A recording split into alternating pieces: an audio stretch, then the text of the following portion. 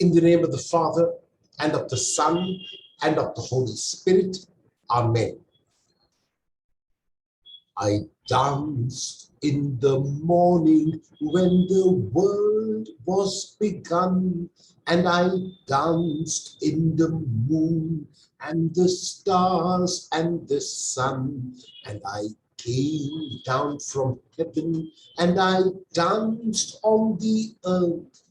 At Bethlehem I had my birth.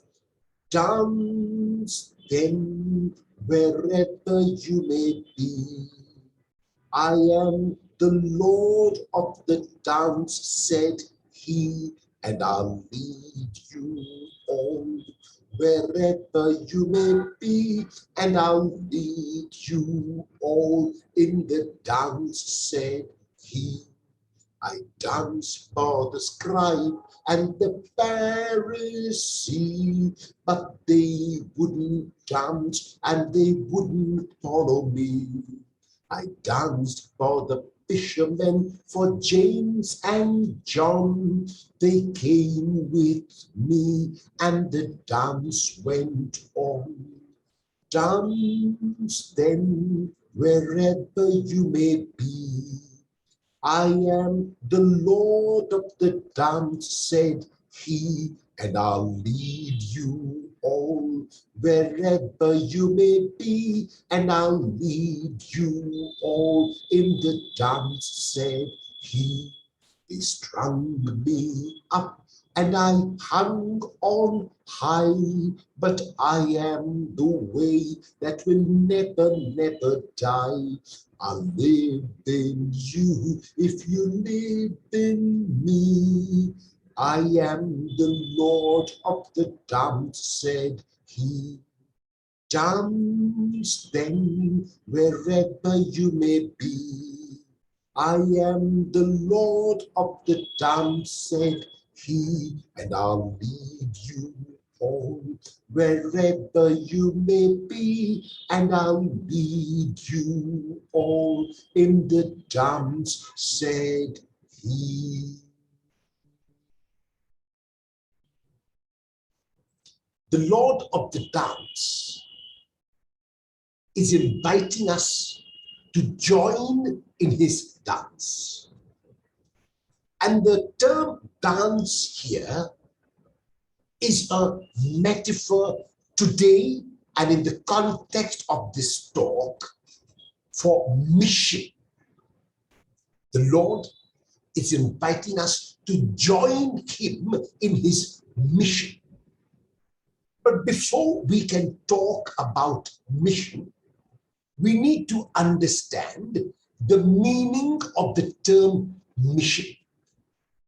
In order to aid our understanding, the church places before us two equal patrons of mission, but who are really contrasting patrons of mission.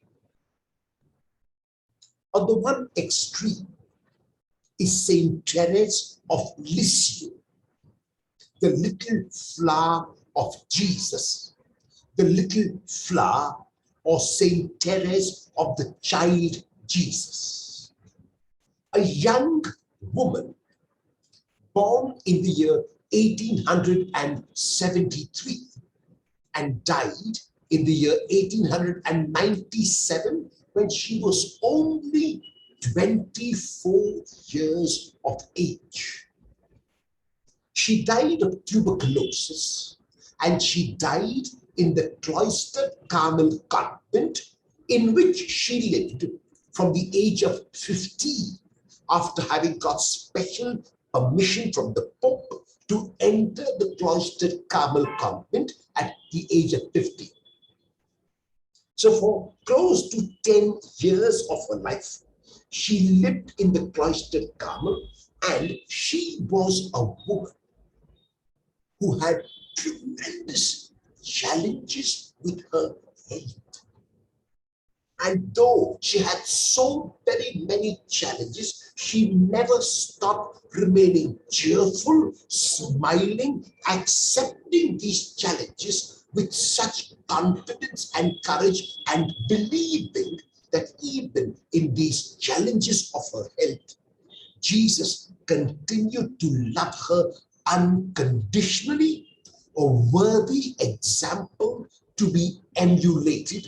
And she, who never left the cloistered Carmel convent, is regarded as a patron of mission. And on the other extreme is a man born in the year 1506 and died in the year 1552 when he was 46 years of age. Saint Francis Xavier, known as the Saint in a Hurry, who left Spain and France, came to India, moved along the coast of Kerala and of Goa, spent a lot of time there, built a number of institutions, built a number of churches, reached out to a number of people, preached to them, and died finally on the island of San Xian, which is sites on China. A man who went out of himself, who was always on the move, a man who was not locked in, but a man who was outside, and he is a patron of mission. So by placing these two contrasting personalities, one a young woman in a cloistered Carmel, the other a man who was rushing from one place to another, what is the church saying to us about the meaning of mission? It is saying to us that mission is not the work that you do. Mission is not the place where you are in. So when someone says that because he or she is living in a remote village, that they are in a mission station, they are right.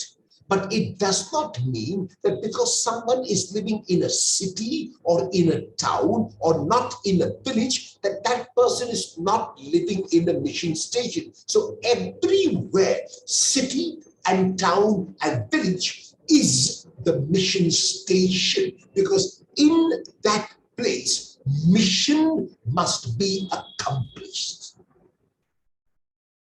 So what then is this mission which must be accomplished? Jesus tells it to us today in the mission discourse, which we will reflect on. Mission, in a line, in a word, is furthering God's kingdom.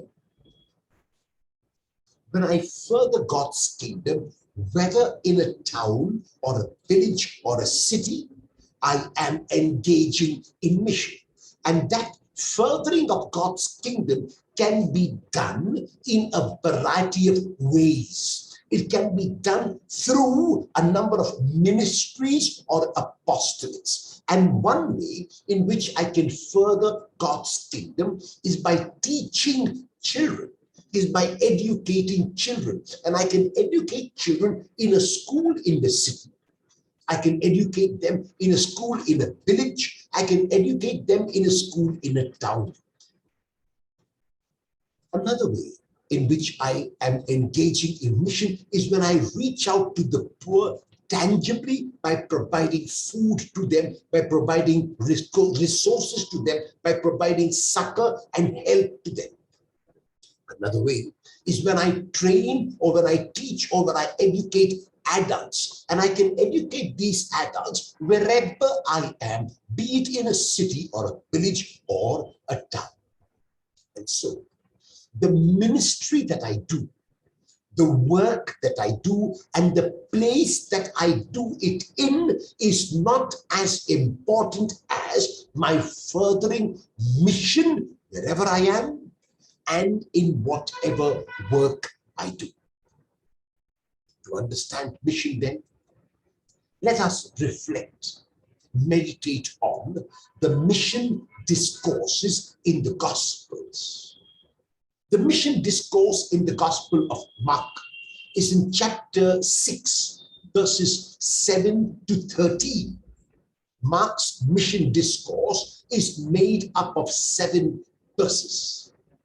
Luke is the only gospel which has 2 mission discourses.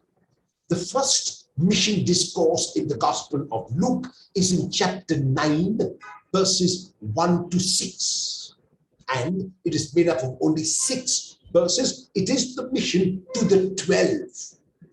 The second mission discourse in the Gospel of Luke is in chapter 10, verses 1 to 12, and it is directed to the 72, and 72 is a number of the Gentile nation, so it's a symbolic number, and therefore mission is directed to the world at large. So mission in Luke is not restricted. It is not the prerogative of the 12 alone. No, it is the duty, it is the responsibility, it is the privilege, if you like, of everyone who professes to be a disciple of Jesus. I would suggest that during this evening and tomorrow, you read these texts and you will read them with much profit. Today, for our reflection, however, I'm going to take Matthew chapter 10, verses 1 to 42. Matthew's mission discourse to the 12 is made up of 42 verses. And in these 42 verses, Matthew gives us a theology for mission. Matthew tells us what mission is. He tells us how we must go out on this mission.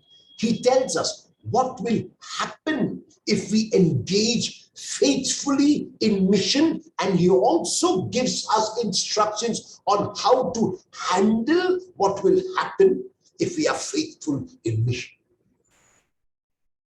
So Matthew's mission discourse, Matthew chapter 10, verses 1 to 42.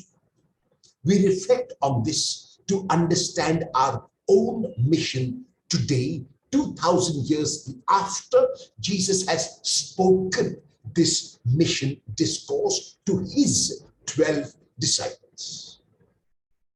This is how Matthew begins. Matthew chapter 10, verse 1. Then Jesus summoned his 12 disciples. The term disciples is from the Greek mathetes, and mathetes, translated disciple, means someone who will sit at the feet of the Lord and learn from him. In Mark chapter 3, verse 14, when Mark begins to name the disciples, this is what he says before. Jesus went up to the mountain. The mountain is not only a physical location, it is also a place where revelation takes place. So it is a theological topos. Jesus goes up to the mountain to receive that revelation. And now when Mark tells us in Mark chapter 3, verse 13, Jesus went up to the mountain and called to him those whom he wanted. Jesus did not need anyone. Jesus deliberately chose those whom he wanted, those whom he desired, those who he thought would be part of his ministry. So Mark says, Jesus went up to the mountain and called to him those whom he wanted. And in the next verse, 3:14, which is the important verse, why did he call them, those whom he wanted? To be with him.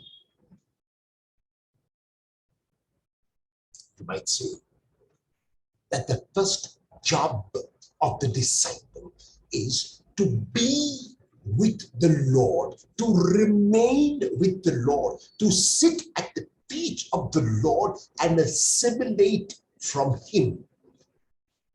In Luke chapter 10, verses 38 to 42, Mary, the sister of Lazarus, has assumed the position of a disciple.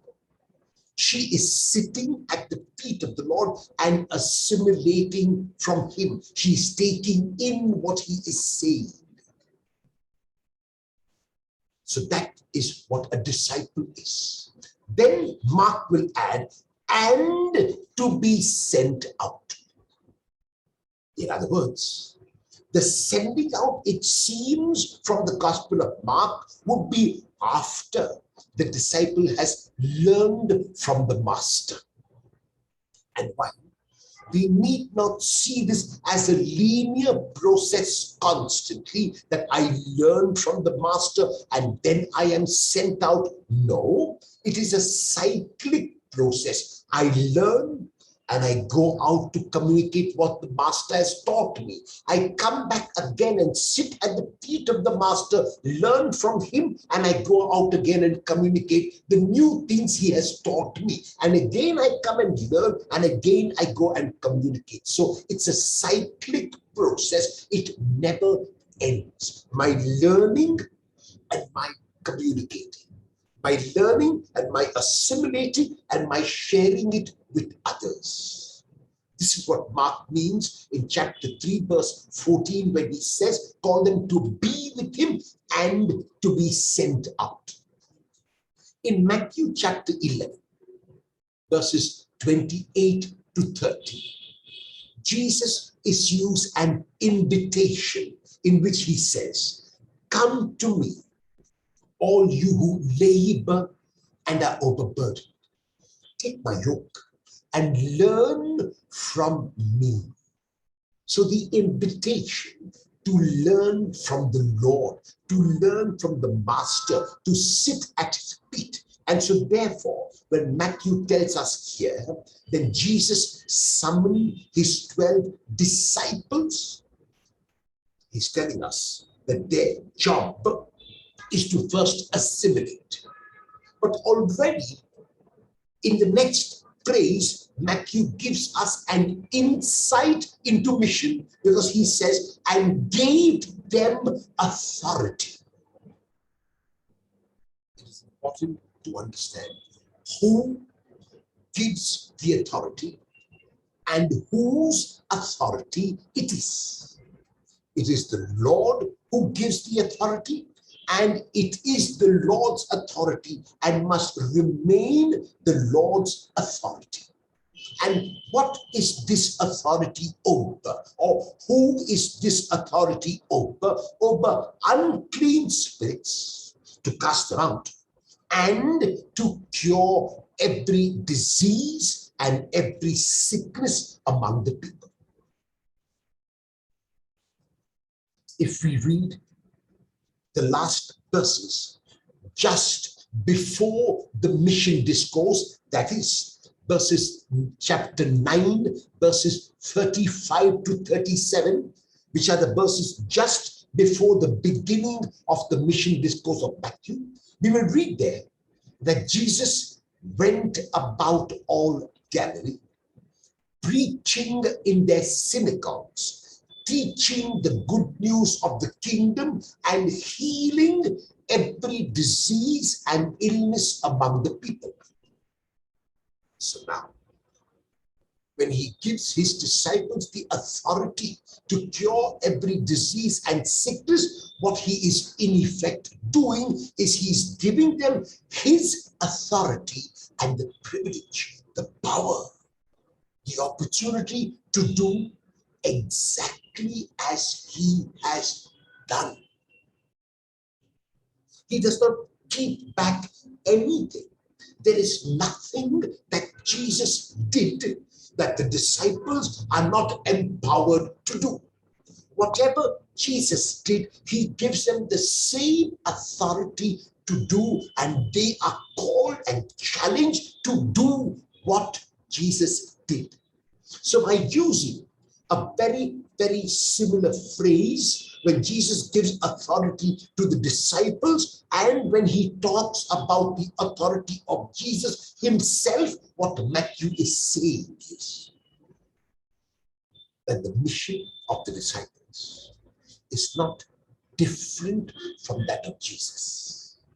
It is not as if Jesus would stand on a higher plane and do things that only he could do, and the disciples would be permitted to do lesser things, work lesser miracles, work less than Jesus did. No, the disciples are empowered to work as much as the Lord, to do as much as the Lord did, even to exceed the Lord if need be.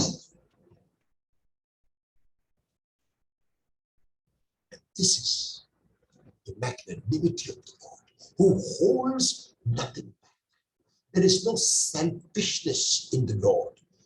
There is no lack of self-esteem in the Lord. There is no fear in the Lord of sharing, of giving, and of giving completely and totally. So the disciples are given a very, very practical mission. And we notice this question of casting out unclean spirits. The unclean spirits today are those which possess us from within. The unclean spirit of selfishness and of self-centeredness and of looking only at my interests, the unclean spirit of ambition, the unclean spirit of envy and of jealousy and of frustration and of despondency and of anger and of resentment. These are the unclean spirits, and we possess them in our hearts, and others also possess them. And the Lord is giving us the power to get rid of them, to cast these out. In other words, the mission is not a spiritual mission alone. It is not a mission that is accomplished only in words. It is not a theoretical mission. It is a very practical mission, a mission that is shown in action, a mission that is done in deeds. And then in the second verse following up to verse 4, Matthew gives us the names, and notice now, not of the disciples, but he says, these are the names of the 12 apostles. And we realize that in verse 1, he had told us Jesus summoned his 12 disciples. Now they have become apostles. What is the difference between the term disciple and now apostle? An apostle is one who is sent out. It is from the Greek word apostello. Apostello means to be sent out. And this is quite unusual, because at the time of Jesus, most rabbis would expect their disciples to remain disciples for the rest of their lives. The disciple would become a rabbi in his own right only after the death of the master. The disciple was not expected to go out on mission when the master was still alive. In the case of Jesus, however, it is quite different. It is unique. It is special. Even when Jesus is alive, even as he is engaged in mission, he sends his disciples out. It is, you might say, a learning by doing. So he teaches the disciples through what he does, and he allows them to do even as he is there to guide them, to direct them, to encourage them. And this is why Matthew will say, these are the names of the 12 apostles. And there are 3 points that we note about these names. And the first is the one whom he names first. First, Simon, also known as Peter. Now, this is a very strange introduction. And it's strange because the first named disciple would be the one who would deny him, and would be the one who would deny him even though his other name, his nickname, the name that Jesus gives him is Petros, which means rock. And rock is expected as something to be solid, something substantial, something which will not shake, something which is there and which is buried in the ground and which will stand up to any might. That is what rock means. But this rock is frightened. This rock is shaky. This rock gives in and caves in. The first of the 12 apostles. The second point is the one whom he names last, Judas Iscariot, the one who betrayed him. And on first reading, we might say, what kind of a list is this? The first named is a denier, the last named is a betrayer, and third, the other 10 in between are ones who ran away at the slightest sign of trouble. So what is he going to expect with this group of 12 whom he sends out? Why did he not choose stronger people? Why did he not choose more sturdy people? Why did he not choose more faithful people? Why did he have to choose these weaklings? These people who could not stand the test of time. We know from history, however, that it was in their weakness that they found strength, because then they depended only on God. They knew they could not depend on their own merit. They knew they could not depend on their own strength, and therefore they had to depend on God. And so we need not be too alarmed when we read in verses 2 to 4 of chapter 10 that of those who are named, the first is a denier, the last is a betrayer, and the other 10 are those who ran away. And then in verses 5 and 6, Jesus tells them where they are to go. They are to go primarily to the lost sheep. The parable of the lost sheep is found in two Gospels. It is found in the Gospel of Matthew, in chapter 18 of Matthew's Gospel, verses 12 to 14. It is also found in the Gospel of Luke, chapter 15, verses 3 to 7. And so, what is the lost sheep? The lost sheep, first of all, is differently interpreted by Luke and differently interpreted by Matthew. And so we need to understand how Matthew understands this term lost sheep, and therefore whom he means when he uses this phrase, go to the lost sheep. In Matthew 18, verses 12 to 14, this is what Jesus says in the parable, that one of the 100 sheep has gone astray. And the shepherd searches for the lost sheep. And when the shepherd finds the lost sheep, there is rejoicing, because this is how Jesus ends the parable. It is not the will of my Father that even one of these little ones should be lost. So in the parable of the lost sheep has been translated or defined as the little one. And who is the little one? The little one is the one who is marginalized, The little one is the one who is poor. The little one is the one who is treated of having been of no consequence. The little one is that person who has got no influence, whom nobody would care about, who is usually on the margins and relegated to the background. In a word, we can say today that the little ones are the poor. And why?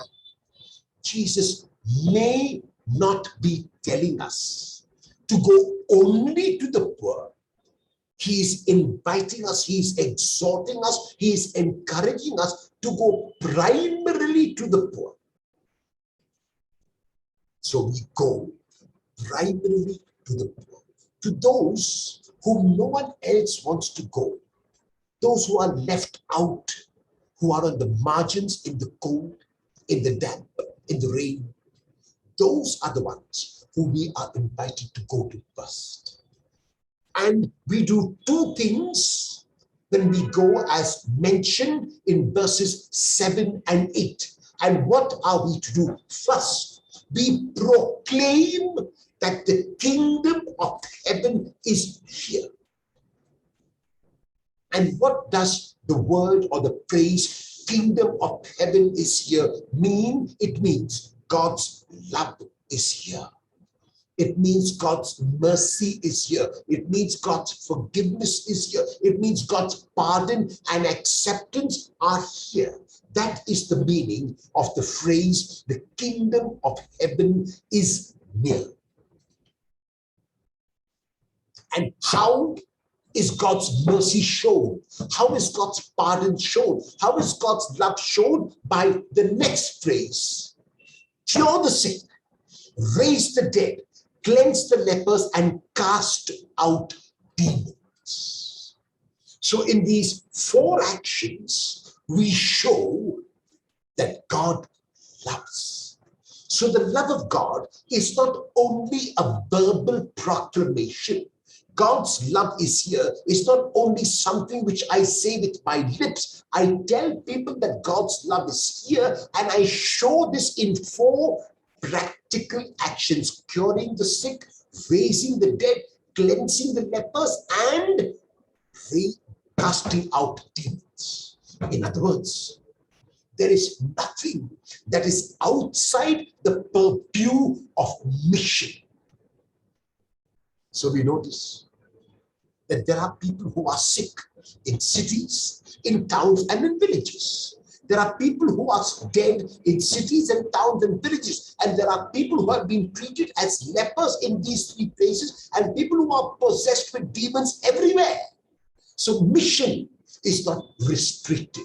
Every place we are in is a mission station, whether in a village or in a city or in a town.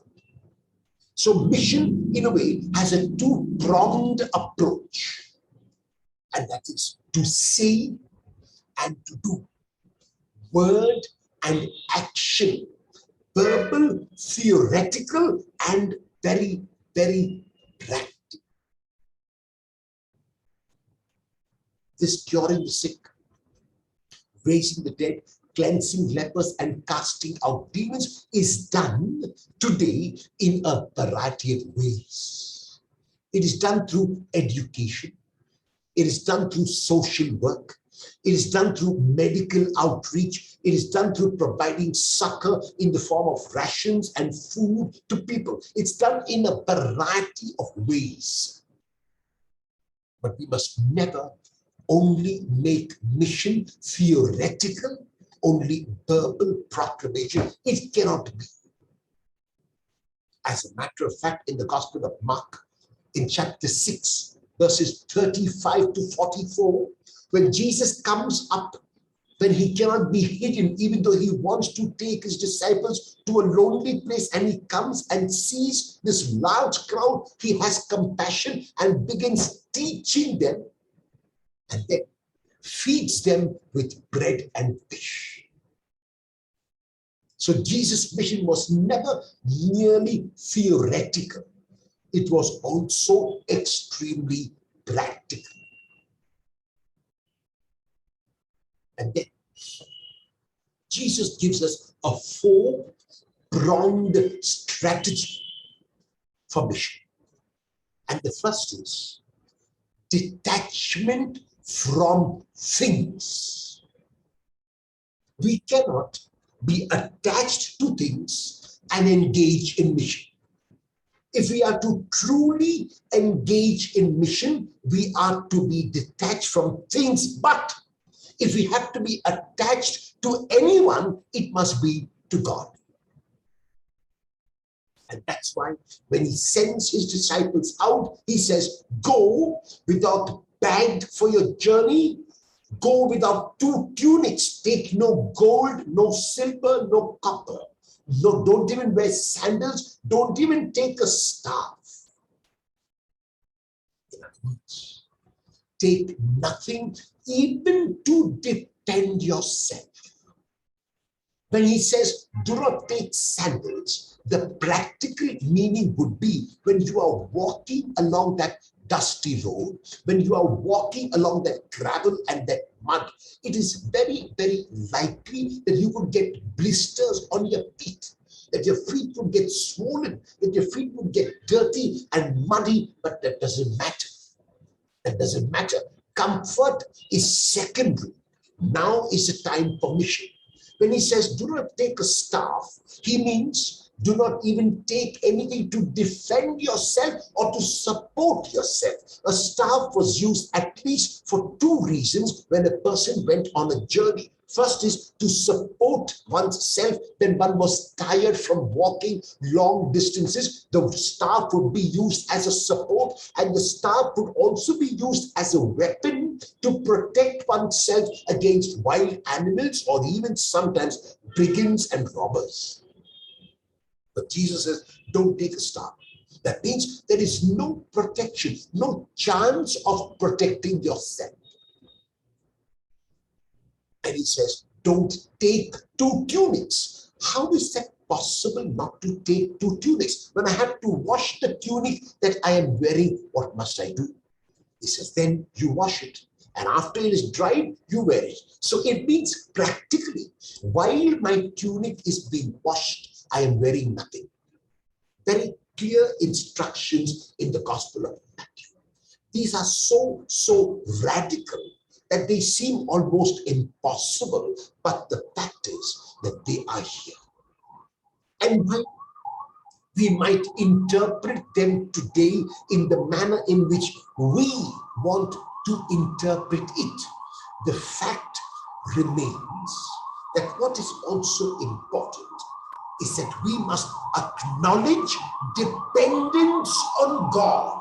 So having fewer things alone is not what Jesus is saying. So just because a person has fewer things than someone else, it does not mean that the first person is poorer than the other. If the first person has fewer things, but she is attached to those fewer things and cannot let them go, then she's not really poor. She's not really detached. If that person who has got fewer things cannot and does not acknowledge her dependence on God as a result of her having fewer things, then she's not really poor. So the consequence of having fewer things is that I depend on God. That is what Jesus is calling his disciples to. So the primary aspect of poverty is not possessing few or possessing more or having little or not having at all. It is, no matter how much I have, to acknowledge I am dependent on God. In the prayer which Jesus taught his disciples, Luke chapter 11, verses 2 to 4, he asks that we become dependent on God for something as magnificent as the kingdom, and even for something as mundane, as ordinary, as regular as bread. So we are dependent on God for every single thing. This is basically what it means to be poor. So we need not get caught up and stuck only with few possessions. What we need to ask ourselves, more importantly, is whether with those few possessions we are attached to them, or I am attached to God. The second strategy is the strategy of obedience. Whatever town or village, Matthew 10:11, whatever town or village you enter, find out who is worthy and stay there until you are asked to stay there by your provincial.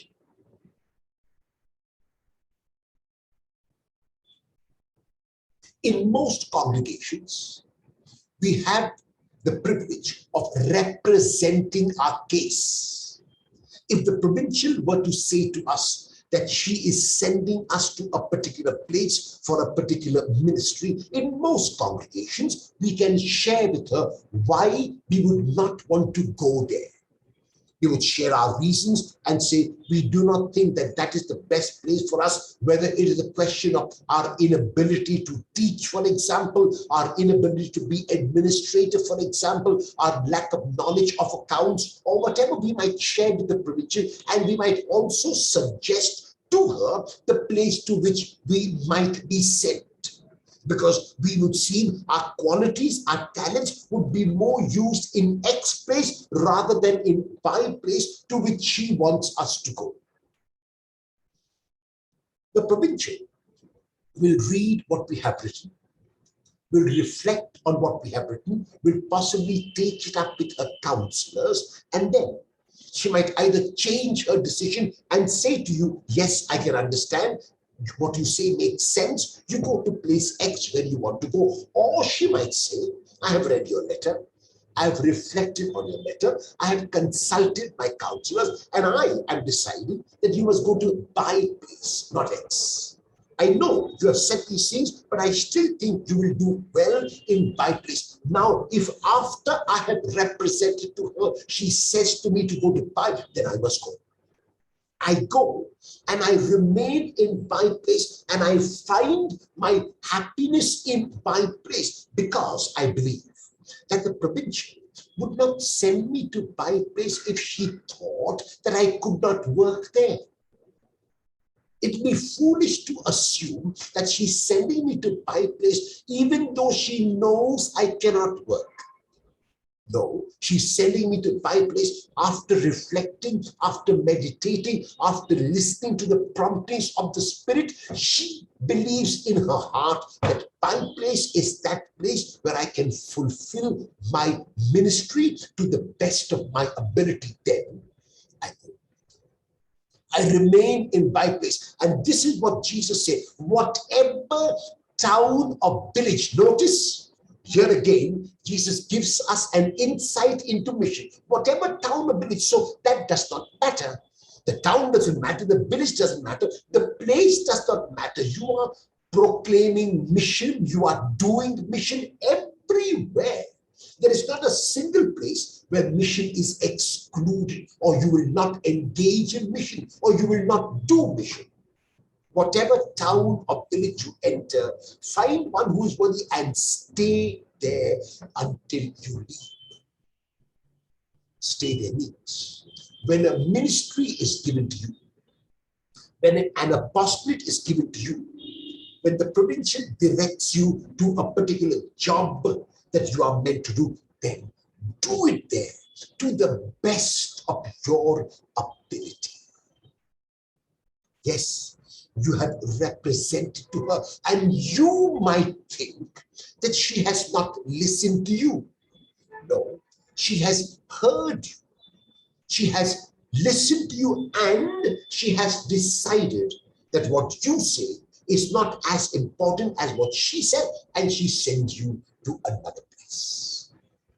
Now, we have to accept that. There does not seem to be any reason for any one of us to impute motives to the provincial. In my own ministry, there have been times when I was sent to places where I would not want to go. And after I represented very strongly, and I am known as a very strong person, and I represent very strongly. But after the provincial listened to my arguments, and he said, yes, I've listened, I've read what you said, I've prayed about it, I've discussed, and you must go there. I went there, and I found my happiness there. Not for one moment did I even think that my provincial wants me to go there because he has ulterior motives. No, I believed in my heart that even though I could not see it as clearly as my provincial, that I was sent to that particular place because the provincial thought I could do a very, very good job there. I cannot read the provincial's mind.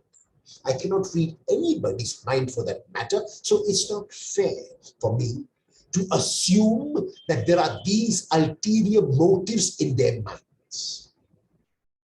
I will take what they say. I will accept my appointment with the best possible spirit. And as the Lord says, I will remain there happy until I leave. In the context of what Matthew is saying, in the context of what Jesus said 2,000 years ago, the background was that the missionary should not look for more comfortable accommodation, should not look for better accommodation. So the missionary is accepted by one particular home, and he or she then must not look around and say, is there a better accommodation? Is there a self-contained room? Is there a place where I'll get more air? Is there a place where the food is better? No, you don't do that. You find your happiness in the food that is given to you. You find a good sleep and rest in the place that is given to you. That is what the missionary is called to do. And this is what Jesus means. And this is what I mean when I talk about obedience. I go where I am sent, even if after I have represented, the place to which I am sent is not the place I would rather go. And then the third strategy. If anyone will not welcome you or listen to your words, shake the dust of your feet as you leave that house or town. This means two things. It means first, do not force anyone to accept what you want to do. Do not force anyone to accept your words, to accept your way of proceeding. When you go to anyone, what you need to do is like Jesus does, you need to invite them, whether to your school, whether to your dispensary, whether to your social work. You cannot thrust your help down people's throats. And that's why it's so very important for all of us to read the signs of the times. We have to ask ourselves, in a particular place, what is the need of a people, of that people there?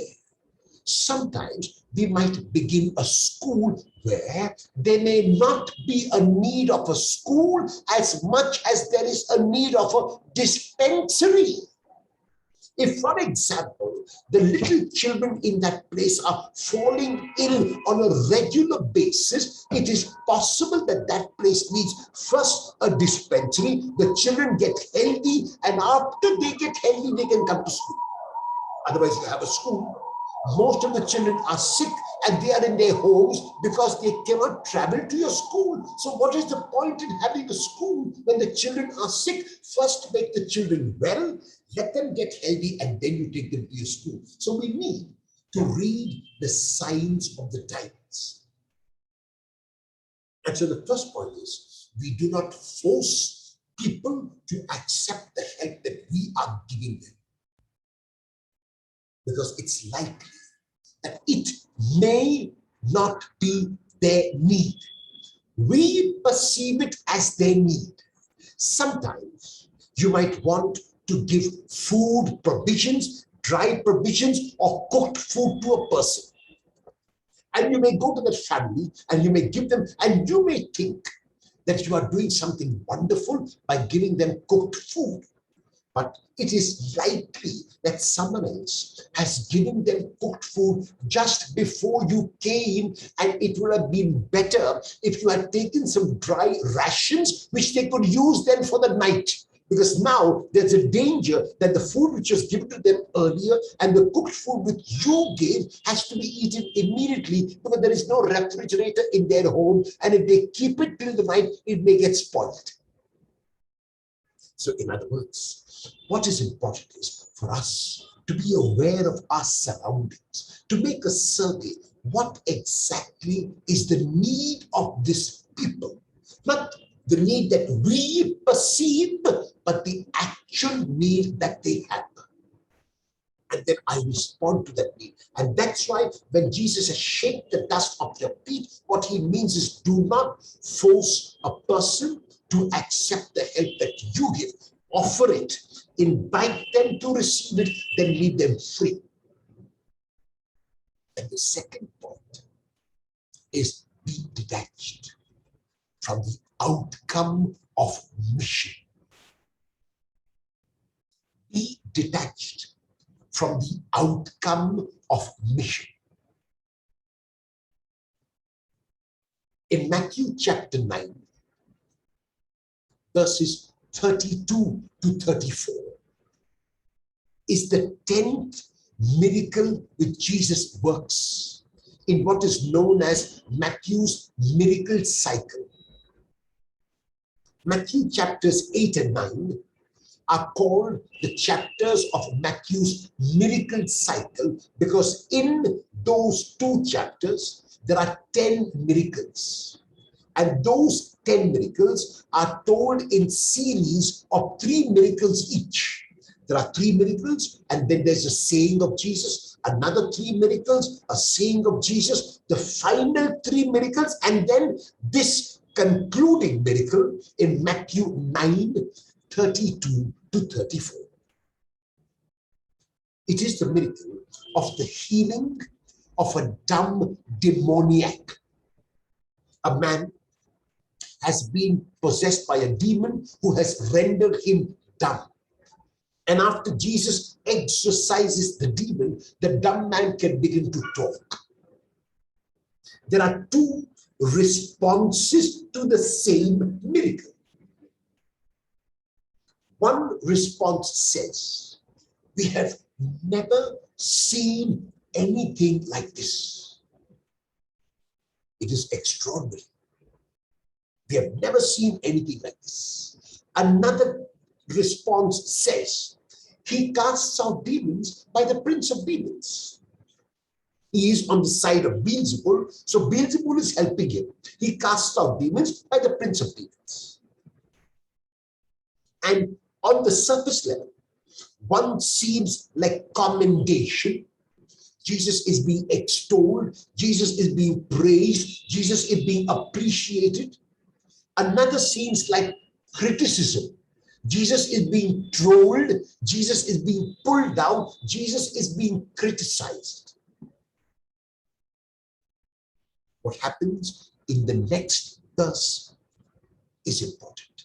Matthew 9:35, after the miracle and after the 2 responses, we are told in Matthew 9:35, and Jesus went about all Galilee, preaching in their synagogues, teaching the good news of the kingdom, and healing every disease and infirmity among the people. What does this mean? This means that Jesus never let the commendation elate him. He never let the commendation boost him up. He took it in his stride. But neither did Jesus let the criticism weigh him down or pull him down. For him, the commendation and the criticism were on the same level. That is, they never affected him. They never affected him. Why? Because he was convinced of what he had to do. If we are convinced of what we have to do and do it because it has to be done, then we will not wait for commendation. We will not wait for praise. We will not wait for a pat on the back.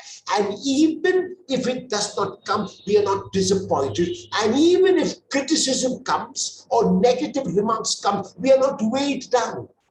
Because we believe that we have to do what we have to do because it has to be done. That is known as detachment from the outcome of mission. In Matthew chapter 10, verses 16 to 23, Jesus tells us very, very clearly what will happen if we engage faithfully in mission. And this is how he begins. See, he says, I am sending you out like sheep in the midst of wolves. So be as wise as serpents and as innocent as doves. So we know that we are going to be sheep and we are possibly going to be attacked. We are possibly going to be injured. We are possibly going to be eaten up, because that's what wolves do to sheep. They injure them, they attack them, they even eat them up. And yet the Lord is saying, be as wise as serpents. You have to be wily. You must know what is happening around you. You should be cunning. You should be resourceful. Don't be like a foolish person. Don't be gullible. Be innocent, yes. In other words, be above the law. Follow all the dictates of the law. Make sure that everything that you have to do is in order according to the law, and yet be aware. Be on your guard. Be on watch constantly. And then he goes on, beware of them, for they will hand you over to councils. Councils is the authority. They will take advantage of you. They will come and inspect your institution. They will come and inspect your premises. They will come and make an investigation of your finances. And all of that they will do. And you will be hated by all because of my name. But the one who perseveres, who endures, will be saved. Today, sometimes we are persecuted, we think or we say, but it is not because of our integrity, not because of our honesty. Sometimes it is because of our foolishness that we cannot call persecution. If my account books are not in order, if my documents which I am meant to keep are not in order, how can I blame the authorities if they come and inspect and levy a fine on me or charge me with not maintaining the accounts of the trust? I cannot talk about that as persecution. So very clearly, persecution has to be defined clearly as Jesus' cause, as the cause of Jesus. So he says, you'll be hated by all because of my name. And we know what Jesus stood for. If anything, he stood for the truth, which is a metaphor for everything that is good and everything that enhances and everything that builds up. You'll be hated by all because of my name. So if it is because of the name of Jesus, then we are on the right track, we're on the right path. But if it is because of foolishness, then we need to change tracks and come back on the track, on the path of Jesus. But even as he predicts that there will be this challenge of persecution, there will be this challenge of being taken to task and to synagogues and councils, he also in chapter 10, verses 26 to 33, gives us a strategy to face it. And that strategy may be summed up in one phrase: do not be afraid. In chapter 10, verses 26 to 33, 8 verses, 3 times Jesus uses this phrase, so have no fear of them. And then, do not fear those who kill the body. Then, so do not be afraid. You are of more value than many sparrows. So 3 times in 8 verses, Jesus exhorts the missionaries, each one of us, not to be afraid. And why must we not be afraid? Because we are engaging in the mission of Jesus. And whose is the mission of Jesus? It is the mission of the Father. And that's why he says, are not 2 sparrows sold for a miserly sum, yet not one of them falls to the ground unperceived by your Father. So the Father knows the fall of every sparrow. How much more will he know you when you are persecuted for righteousness' sake? And that's why we need not be afraid. And the 4th strategy, I spoke about poverty. I spoke about obedience. I spoke about detachment from mission. And now the 4th strategy is said later in Matthew chapter 10, verses 34 to 39. And that is the power of chastity. Chastity, on the surface level, has been defined as, if I join religious life, I will not marry. I will not get attached to one particular person, like many people in the world do. They marry for life. I will not marry. It can also mean, therefore, that because I will not marry, the whole world will be brother and sister to me. The fact that I am not caught down or weighed down by one particular individual, that I don't have my small nuclear family, it means the world is now my family. And that's why Jesus talks about father and mother. Anyone who loves father or mother more than me is not worthy of me. He does not mean practically we must hate our father and mother. No, he says you cannot be attached to your father and mother and then come follow me. No, you have to decide. Do I have to look after my father and mother in their old age, then go home and do that? You cannot be a religious. It's very clear. We cannot want to look after our mommy and daddy who are in the ancestral home and also be a teacher in the school. How is that possible? Take some time off. Look after your mother and father for as long as you need to look after them, and then come back and join again. But you cannot do 2 things constantly for a month or so, for 2 months or so, for even 3 months. It's okay. I can go back and forth and back and forth, but constantly, regularly, one of the 2 will suffer. You cannot serve 2 masters at the same time. You can serve 2 masters at different times, or you can serve one master at one time and the other at another time, but not 2 at the same time. Chastity also has been interpreted to me that I will not marry. The whole world is my brother and sister. I will not be attached to my nuclear family or to the family I was born in. Sometimes during the Diwali holidays or the Christmas holidays or the May holidays, we go to our parents' home. If our parents are alive, or if our brother or sister is now living in our ancestral home, we go to that home. Many religious that I know, when they are asked, where are you going? They say, I am going home. Your home is in the convent where you are. That is your home.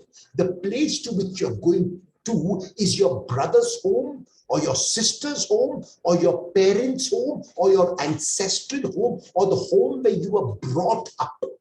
This now convent is your home.